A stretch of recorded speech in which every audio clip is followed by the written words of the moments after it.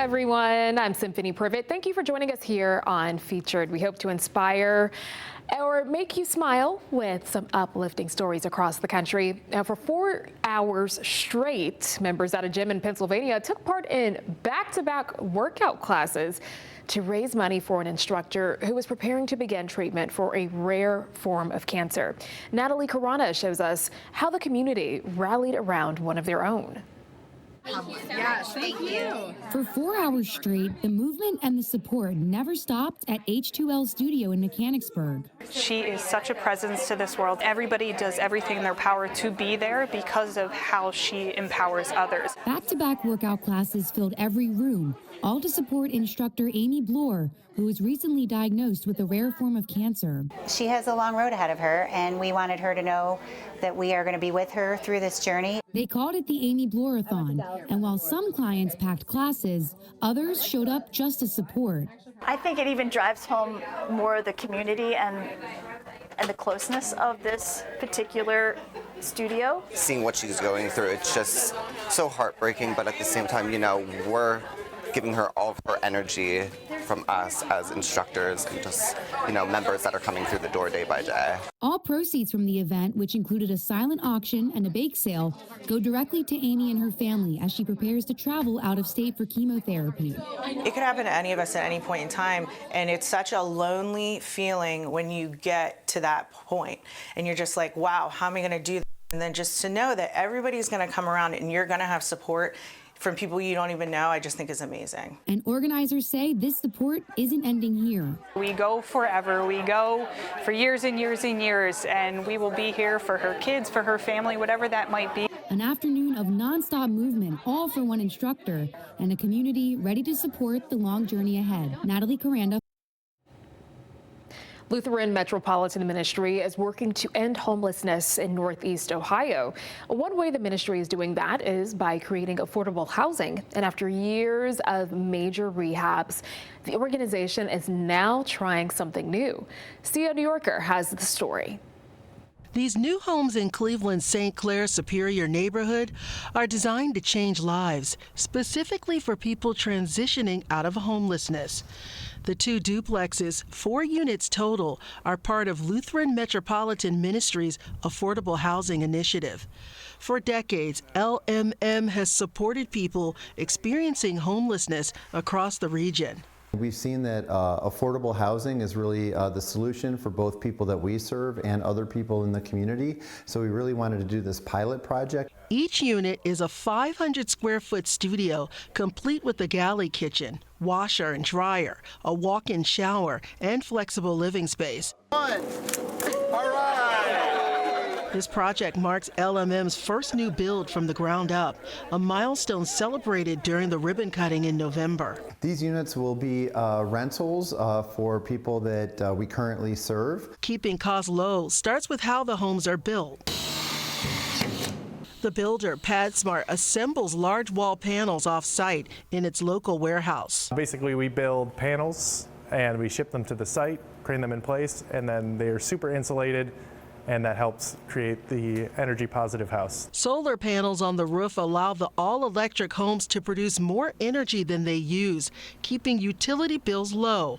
Another part of design is an easy-to-care-for home. One of the principles that we maintain is easy maintenance. You basically need to change one air filter, and that's pretty much it. PadSmart has been an amazing partner from the start, and it's also been a job training program for some of our people. Creating workforce opportunities is another shared goal. The surrounding land is owned by the City of Cleveland and the Cuyahoga County Land Bank, leading to the opportunity for future homes. It helps people get into houses. It helps us, you know, kind of get the finer details of building the house. So it's a win-win situation. It's perfect. Reshaping a neighborhood and offering a fresh start for those who live here. Sia New Yorker. All right, let's talk about double dutch. It grew in popularity back in the 1940s and 50s, and many people of a certain age have fond memories of doing this skilled jump rope game with friends and family. But now a group across the nation is making sure it doesn't go out of style. Brittany Moncrief in Texas introduces us to the 40-plus Double Dutch Club. Back in the day, you didn't think twice. Because fun was something you just did. It's a time where you're just carefree. That was me. For Pamela Robinson, I grew up in Bellwood, Illinois. It's a suburb just outside of Chicago. this is nostalgic. I gotta build up to that. We jumped double dutch. We played hopscotch. We hula hoop. We did pogo stick. We played jacks. But double dutch was my favorite. And when life got twisted and tangled. In 2016, I was going through a very difficult period. Pamela relied on muscle memory. Mama's in the kitchen burning that rice. My marriage was coming to an end. My kids were older. I needed to find something for me. So she posed an idea. You know what I want to do? I want to start jumping rope again, like we did back in the day. To her friend Katrina. I said, of course, because it didn't matter what she asked me to do. I was going to do it in a heartbeat. She's working in the treetops all day long. Together, forming a double dutch club. We can teach anybody how to jump on the spot. If you can move, you can jump, and we can teach you. And like most clubs, there are rules. No men, no kids, no pets, no stress. And the number one rule that no one hides, your age. Absolutely, we're proud of that. We're proud of that. You have to be at least 40 years old, hence the club's name, the 40 Plus Double Dutch Club. We want people to know that aging is a blessing, not a burden. Get it, girl. Taking it back to the old school. The club, now more than 1,000 members strong, stretches across the U.S. and even overseas. Sharon Atkins, proudly rocking 60, runs the Cedar Hill Sub Club and is the Texas delegate. It's just been milestone after milestone, just through this fellowship with the ladies and coming here and seeing them grow too. Growing physically and mentally. It's that sisterhood, it's that connection. To know that we're making an impact, because it takes some courage sometimes to come out. I haven't done double dutch since I was a kid. I haven't done it forever. Yeah. Especially here at the Grand Prairie Sub Club meetup. Where we find first-timers Marilyn Williams, who's 72. and Edna Shelley, 73. It was just inspirational to see all of us every age. I mean, 40s, 70s, 60, and so, yeah, I'm 73, and I felt, hey, why not? What's the issue? My feet? It's a lot of fun, and it's great exercise, and physical fitness takes you a long ways. As women over 40, we spend so much time taking care of our husbands, our kids, our grandkids, our parents, that we don't take time to take care of ourselves. And so this is an opportunity. Okay, yeah, right. Good for you. For us to do something for ourselves. A break from adulting, where the freedom creates the bond. Well, there are so many women who came for the double dutch but stayed for the sisterhood. From the suburbs to the city, jumping all through the land with my double dutch team. In Dallas County, I'm Brittany Moncrief. Awesome story there. Neighbors in one Maryland community are working together to help clear snow for those who can't do it themselves. Randy Hildreth spoke with teens who were helping meet those needs. Some people cannot physically dig out of their driveway or their sidewalk because what is left, it is thick ice. The county has a program that's supposed to help people dig out, but it was overwhelmed this week. Now several local nonprofits are coming together to recruit teens to help fill the gap. Prince George's County confirms 85 to 90% of neighborhood roads were passable. But the sidewalks and driveways for many are another story. Residents are responsible for digging out those areas. The county launched Operation Silver Shovel this week to have crews help people who are older or disabled. But soon after the sign-up portal launched, it closed, citing high demand. They did the Silver Shovel program, which is really good, but they can't get to everybody's house. Belinda Queen Cunningham, the CEO of the nonprofit Queens Care Holla, partnered with other local organizations to figure out how to help. All the kids need community service hours, and what an opportunity for them to get them when the county is in a crisis like this. If students help someone dig out their driveway, her nonprofit will verify the hours of service for school or college applications. As I'm breaking, you shovel. 8th grader Ricky Hampton and 7th grader Jonathan Bird are going door to door to help. And once you shovel it up, we just throw it like in a pile or whatever like that, and then we be done. And then we got to sort it after. Ricky and Jonathan say it's helpful to knock out volunteer hours for school, but it also just feels good helping someone. Make me feel like a little bit more mature to do things and stuff like that.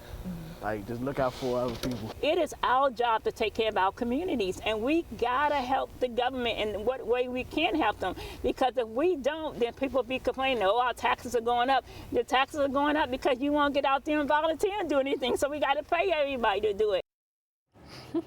Alrighty, that was Randy Hildreth reporting from Washington, D.C. Coming up after this break, police officers in San Diego get some much needed puppy love, and cold temperatures gave ice sculptors a unique opportunity. How they got to take their work outside and get some fresh air.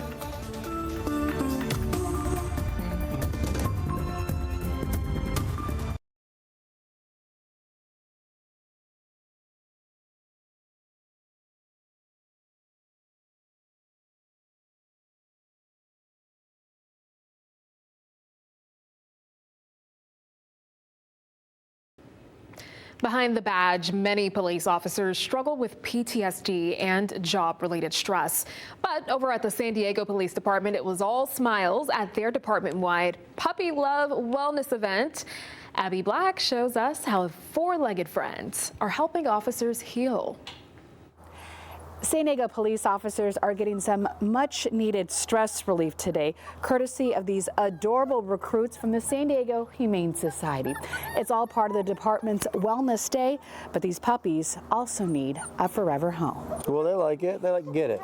There's something soothing about a puppy's breath and kisses, and the science backs it up. Just having this resource for officer wellness is huge so that our guys and gals can go out and do the job the way they need to for everyone else. As long as we have an outlet to sort of reduce our stressors. Those stressors are real. A Police One survey found 47% of officers screened positive for PTSD. That's nearly 10 times the rate of the general population. But I definitely take some dog exposure. It's a nice break from the day. This recurring Puppy Love Day at Police Plaza started last year with Michelle Cohn, a police volunteer who also volunteers for the Humane Society. And these guys work so hard and do so much for us. So to be able to give back and for mental health and for enjoyment and watch the smiles on their face, it's everything. They don't intend for adoptions, but a few have gone home with officers. Rhea, very young, with our youngest. Sergeant David Rodriguez adopted German Shepherd mix Rhea last year. We just connected eyes out of the litter. The black one, little socks. You can see Sergeant Kim Norcia instantly connected with Oreo. He's so cute. She's overcome with emotion. And I just lost my all-black German Shepherd a few months ago. But Oreo is calling her name. And when you lose one of them, it's very hard. The 4 German Shepherd mixed puppies are 6 weeks old, brought in by a community member, and available for adoption in 2 weeks. I haven't sent the text to the wife yet to run it by my personal chain of command. We'll see.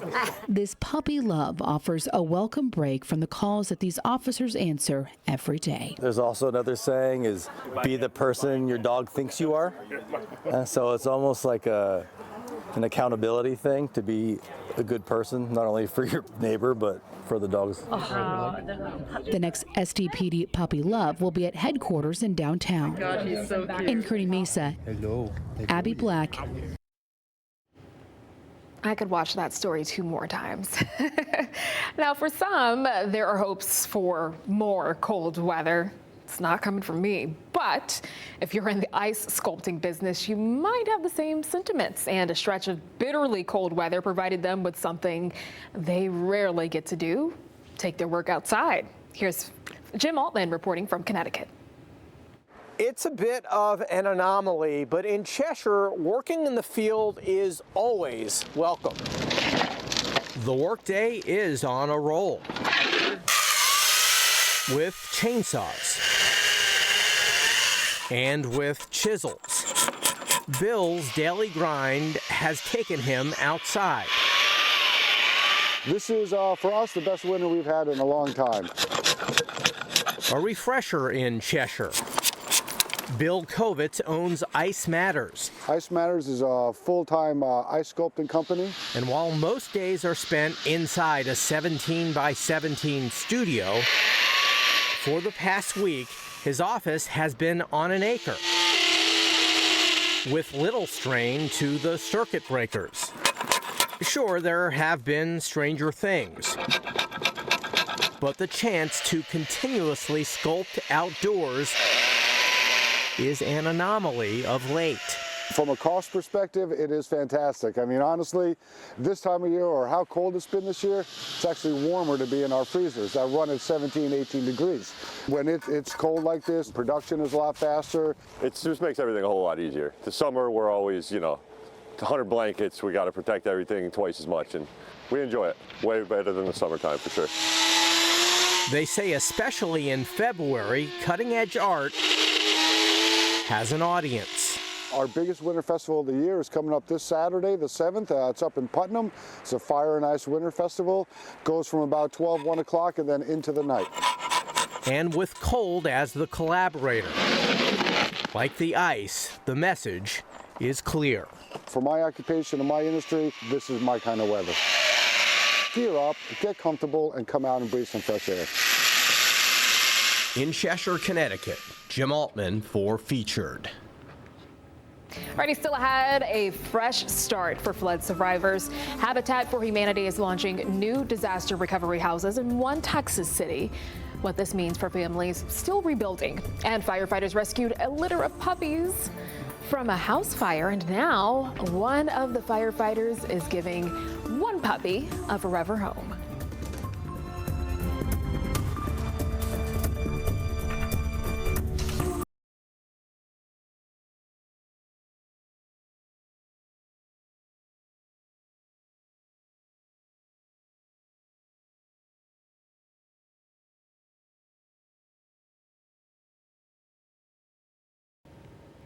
A new community is being built in one Texas city for families who lost everything during floods last summer. The homes come courtesy of the nonprofit Habitat for Humanity. Simone Simpson has the story. It's for families that can't build and where their house is existing, it's been destroyed, or because of elevation they're not able to build, or even trauma that they don't want to live where they saw horrific things happening. The Mariposa community is part of the Habitat for Humanity's affordability program. The only criteria, low-income individuals. So we started with the people that needed it the most, that don't have other resources, and the foundation empowered us to do that. The Community Foundation of the Texas Hill Country is funding $2.5 million for these first 10 homes you see here. We're matching the homes matching to the needs of the family. Everything that we have received is going back into the local economy. 98% of the money that we are spending goes directly to suppliers and local subcontractors. It's thank you, because you're doing it with us. The 44-home community is expected to be done in 3 years, building hope, one plank at a time. It's really about empowering the family. It's about giving them a chance. Once you have an affordable home, you can now afford better health care, you can get a better education and that kind of thing. So it really is the single best way to lift someone out of poverty. The first 10 homes of a 44-home community will be done by May this year. Reporting from Kerrville, Simone Simpson. A teacher from Houston who's teaching English in South Korea uses Texans highlights in class to help teach the language. Earlier this year, our sister station in Houston shared their story ahead of the team's playoff game, but it turns out the Texans were watching. How cool is that? Sherman Chow shows us how that moment turned into a surprise these kids won't forget. Who do we play next on Monday? The Steelers! I first Zoomed with the 6-year-olds in South Korea ahead of that wild card game. They'd been studying the weekly game highlights all year, courtesy of their coach and English teacher. It got put on the news in Houston, Texas. Guess who saw it? The football team. Yeah! They said you saw it. Yeah! Each child got a really cool shirt. Plus, Oh my goodness! What is it? They also sent you towels. Okay, so UT Denton and Memorial High School grad and Texans fan Alex Ramirez demonstrated. The kids are fast learners. The bottomless box also had a little love from Toro, along with a note. Miss Ramirez, we saw the adorable video of your students supporting the Texans. We appreciate the love here in H-Town. All the best and go Texans! The next day, the kids suited up in their brand new gear to watch the wild card game highlights. Finished? It's finished. We lose? We lost. But in the immortal words of fans from America to Asia, there's always next year. So for a great season and a great Texans shout-out,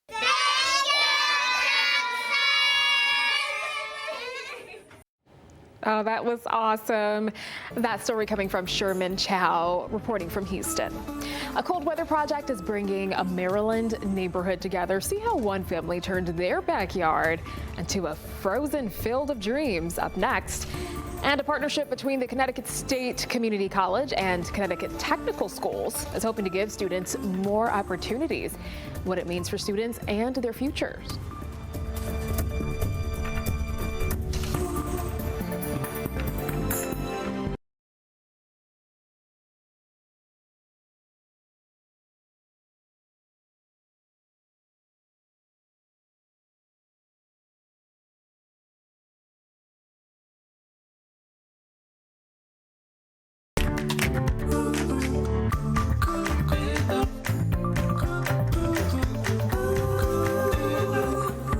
Thank you for staying with us here on Featured. I'm Symphony Privet, and we are continuing to bring you uplifting stories across the country. A Maryland father is keeping his kids entertained while also making a positive impact on his community. Sean Martinelli has the story. Here in the community of Arnold, Maryland. I'm not sure how he did it. School's out means neighbors are out. I was kind of amazed. Amazed at how Justin Ruff turned ice into something nice. This is clearly the most fun neighborhood in all of Anne Arundel County. I think that's your top line story. I still got it. That story began when this father of three had a hunch and gave his wife Christine a hint. I knew something was up Christmas morning when a pair of kids' skates appeared on the tree that I knew nothing about. So we were all surprised by that. So I knew it was cooking. I played hockey my whole life. I've always dreamed about having an ice rink in my backyard. Justin had seen this elsewhere. But they were all from places like Minnesota, North Dakota, Canada. Never did I dream Annapolis, Maryland. Move over, Minnesota. This is Maryland's time to freeze. He's a roofer, and he's got all the equipment and the know-how, plus a rabbit hole of YouTube videos guiding him along the way. It's fun? Yeah. Yeah. Justin just wanted to teach his daughters to skate. Yeah, what better than teach them in the backyard? But when other neighbors got word, it's pretty magical. The Ruff's rink became the neighborhood's rink. I think everyone's going to be ordering skates after this. What's it like to see this in someone's backyard? Crazy. Absolutely crazy. Yeah? I've never seen something like this. We're very lucky as, you know, just the community here to have someone that spent the time to build this. Yeah. It's just really special. March, march, march! And while the kids had their fun, the parents had theirs. It's definitely a social atmosphere. Proof you can still find community in this cold. We're making the best of the weather that we have right now. I think anything's possible. Anything's possible on this frozen field of dreams. And that was Sean Martinelli reporting from Maryland. Firefighters are trained to run toward danger and never leave anyone behind. After a deadly house fire in Georgia, a group of firefighters pulled a newborn puppy to safety, and now one of those firefighters is stepping back in, giving that pup a second chance and reminding us all how kindness can turn rescue into family. Caitlin Ross has more on how one fire grew a family just a little bit bigger. Who's a good boy?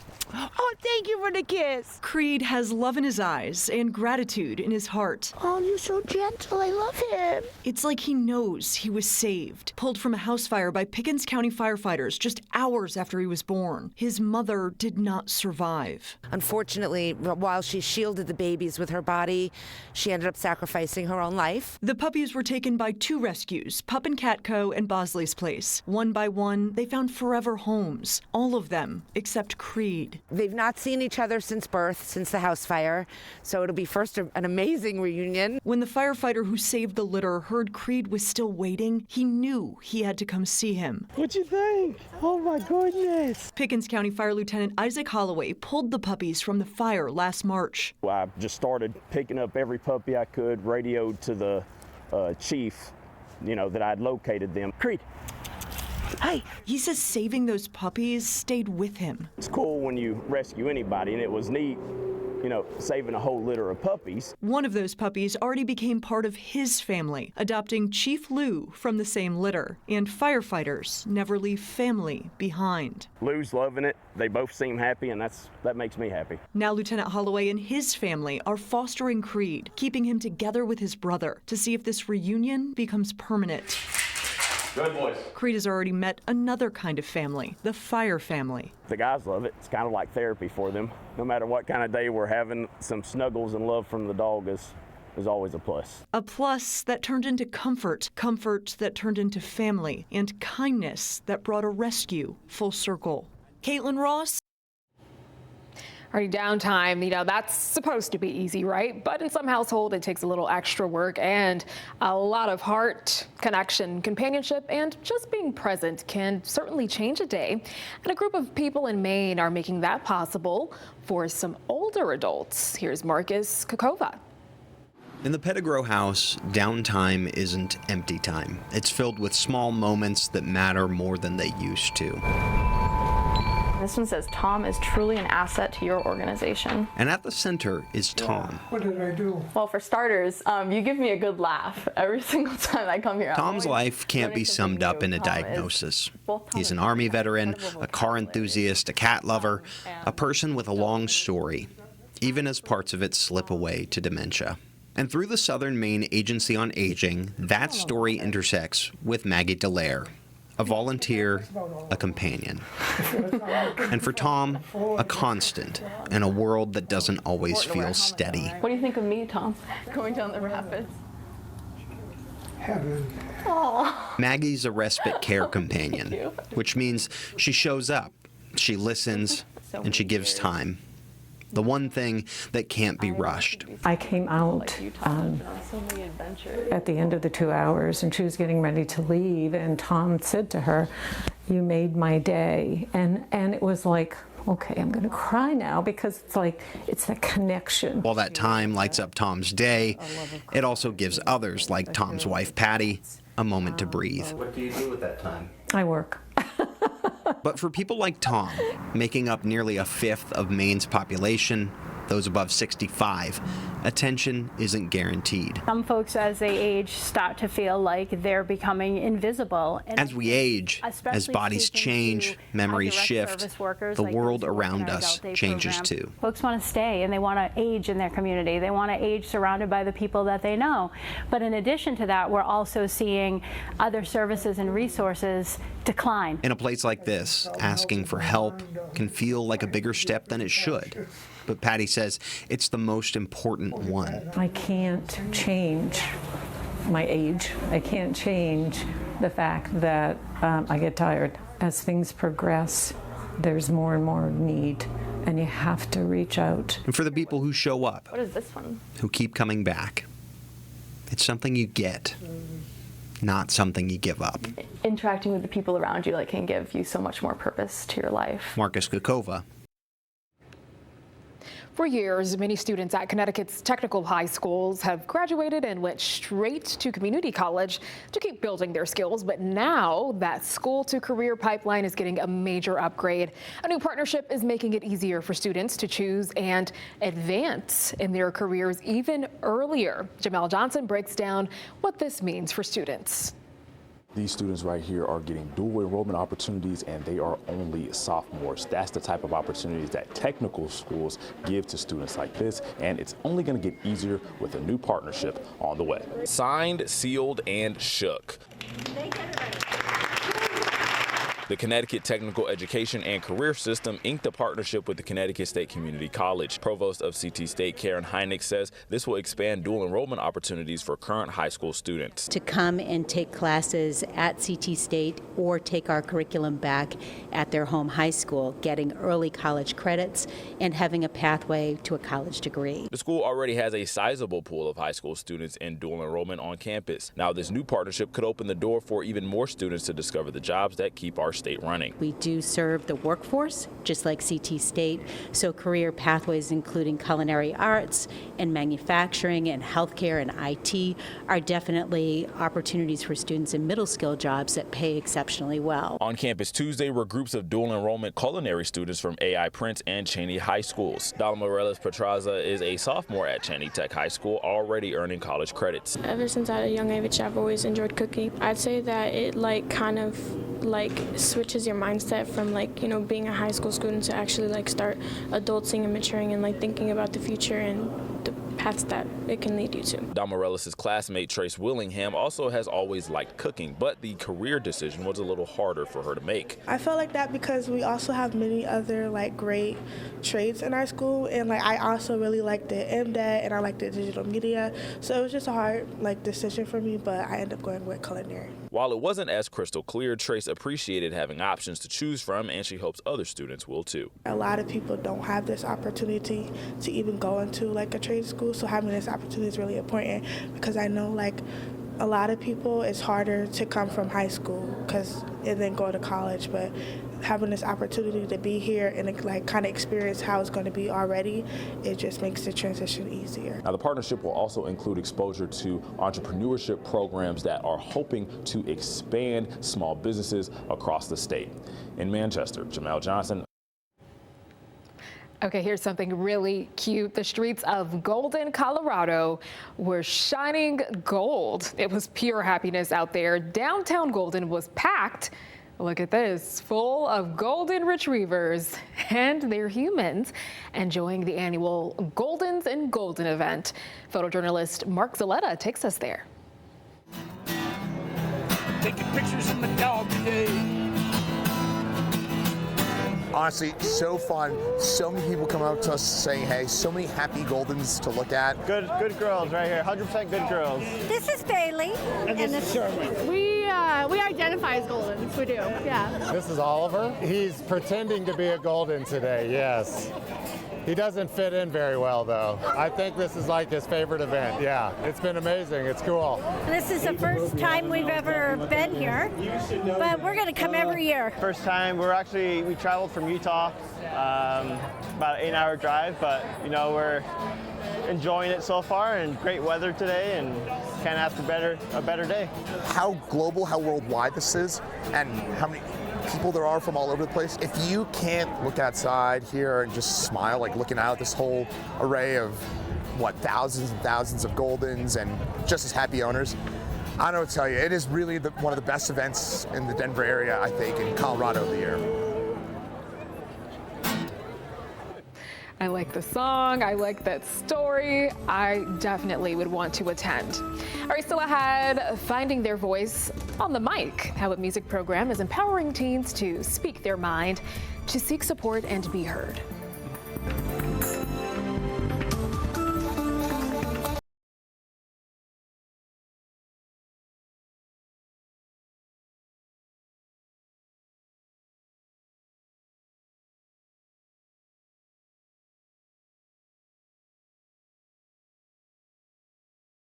Welcome back. One nonprofit in Georgia is stepping up to ensure students have critical resources they need, like warm clothes and access to food. 3 schools in Atlanta are hosting resource rooms known as Zion's Closet. Here's Danielle Nottingham with more. You can see we have vests and coats. When Terrence Lester created Zion's Closet, he knew families needed help, but never imagined the need would be this great. We're living in a time right now where need is outpacing generosity.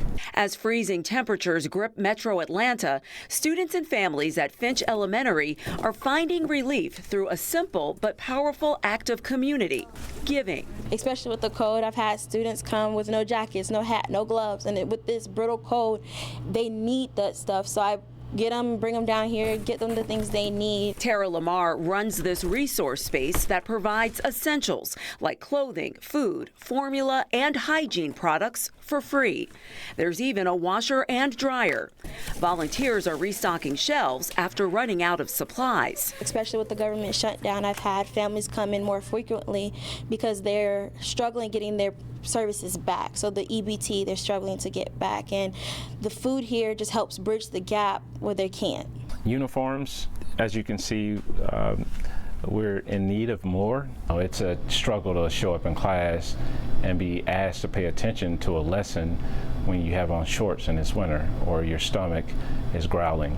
Finch, slated for closure by Atlanta Public Schools, is hoping Zion's Closet will follow them. Hopefully that this resource center will travel with us into the new building, and so our parents will be able to walk and get to that new building and be able, or travel by car to get the resources that they need. That was Danielle Nottingham reporting from Georgia. Now, a mentoring group in Portland, Oregon is launching a new initiative to help underserved youth in that community identify and achieve their goals. And they're using music to help guide them.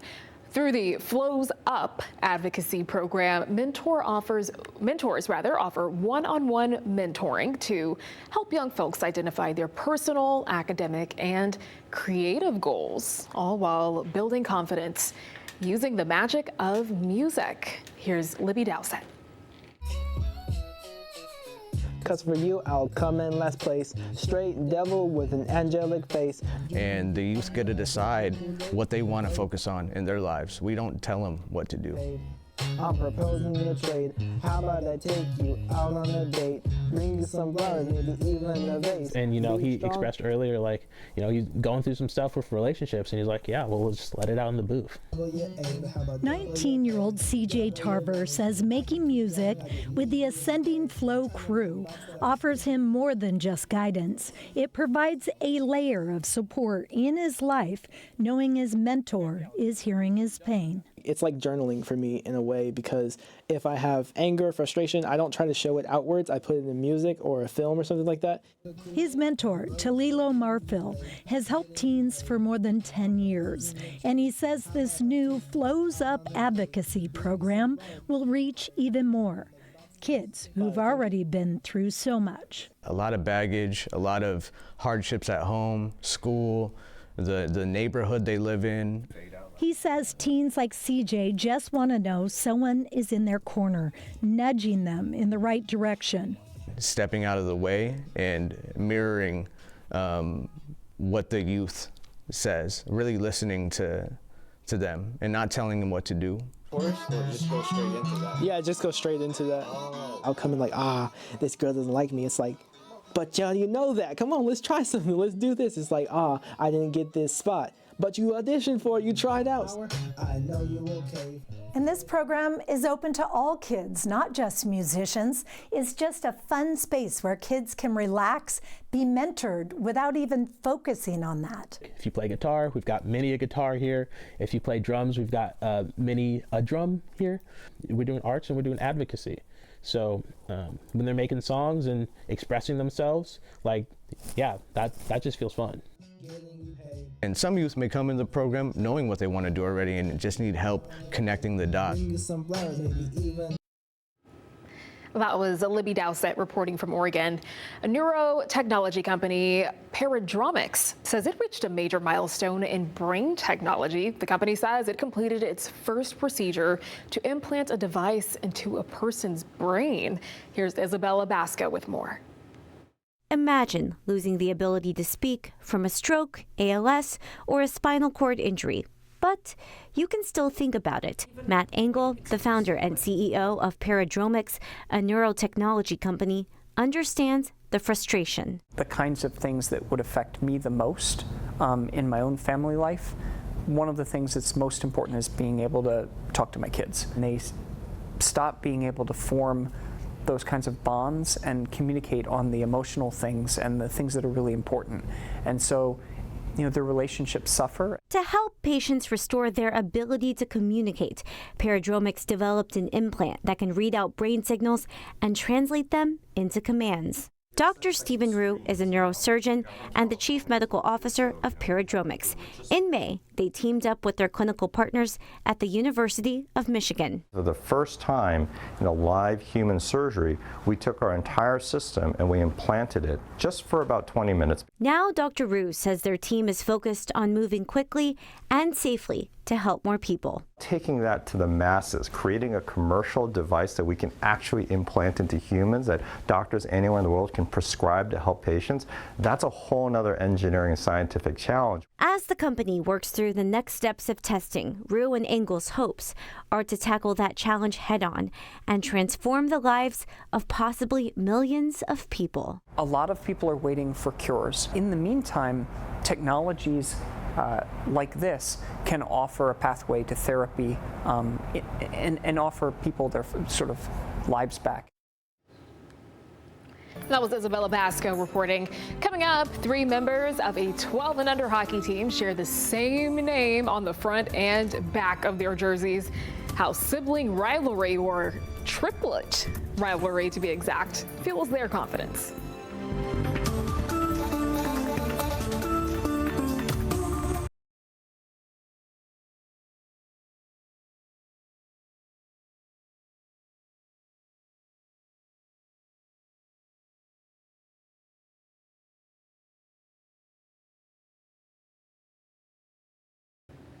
Welcome back. Team chemistry can either develop immediately or it may take a little extra time.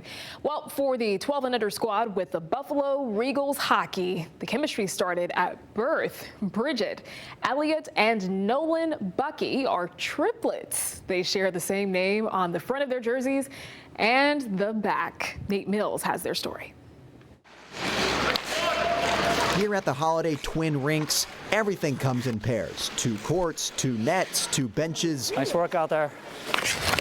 But on the ice, it's a set of triplets that are turning heads on the Buffalo Regals. That is, once they get on the same page. Once a game, they're always arguing. I try and stop it. Yeah, because he won't pass it or something like that. Okay. I don't pass. Look at my stats. Look at yours. Oh, yeah. Yep, see, this is what happens. Goals and like your 1 assist. These 3 aren't always bickering. In line, yeah. Took the words out of my mouth. Yeah, but I was talking first. Okay. When it's time to lock in, they share an unmatched chemistry. If you're going to the boards and you get smacked, you know the other person's in for a wild adventure because they're going to get smoked. We've got. Well, when they mess with one of us, they mess with all of us. Oh my God. Change it. When the 3 of them step out on the ice together, it's just something special to watch. Like, they all come together, they know how to stand up for each other. It's pretty amazing. Keep those feet in. Though the 3 of them were born just 2 minutes apart from each other, they aren't as similar as you might think. The triplet telepathy is real, but their different personalities complement each other, both on and off the ice. I'm a hothead. I get mad if I don't do something, if I don't commit, if I don't do anything, I get mad at myself. See, I like scoring goals, but I like passing and helping other teammates get like goals too. I would probably say I'm probably the best all around, because Elliot's probably the best goal scorer. Bridget's probably the best defenseman, but I like playing everywhere. So. Hey, Elliot! Confidence isn't something this group has to look for. It's built into the way they play. And for these triplets, that confidence stems from competing well beyond hockey. We're competitive in every game we play, even if it's just a game we don't even play, like soccer or something. We're still going to try to beat each other and then somehow rub it in a way. Almost there, almost there. They score a couple goals, get a couple good plays going, and that positivity across the team just builds. And the second period and third period are usually the best periods. They take off. There's a couple goals, couple confidence-boosting moves, and the rest of the team just picks up and goes. Try to work on those feet. On your side in Cheektowaga, Nate Mills. All right, that's it for Featured. Until next time, make it a great one.